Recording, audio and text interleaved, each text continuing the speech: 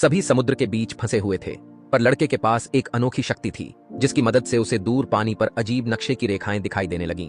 लड़का तुरंत अपनी शक्तियों की सहायता से उस नक्शे की रेखाओं को समझने की कोशिश करने लगा। नक्शे की रेखाओं के बीच लिखे नंबरों को देखकर उसे अंधे भूतिया टैक्सी ड्राइवर के बताए गए नंबर याद आ गए।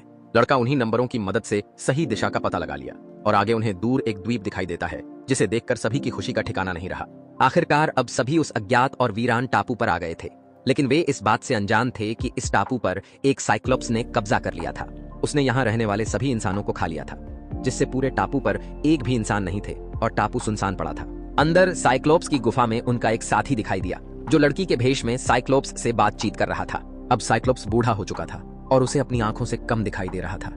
उसने उस लड़के को अपनी सेवा के लिए जिंदा रखा था। समय पर खाना न मिलने के कारण साइक्लोप्स भूख से आग बबूला हो रहा था।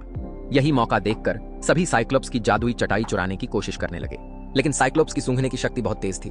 वह तुरंत हाफ ब्लड वाले इंसानों को पहचानकर उनकी उपस्थिति का पता लगा लेता है और उन्हें पकड़ने की कोशिश करने लगा। उसी बीच मौका पाकर सभी उसकी जादुई थी चादर चुराकर उससे उसी गुफा में बंद कर देते हैं। पर खतरा अभी टला नहीं था, क्योंकि उस चटाई के पीछे और भी लोग वहां पहुंच गए थे। सभी उस इश्के पर उसे नहीं कह रहे, चटाई के पीछे ही पड़े थे। आखिर क्या था उस चटाई में जिसके पीछे सभी लोग पड़े हुए थे और अपनी जान की भी परवाह किए बिना उससे पाना चाह रहे थे।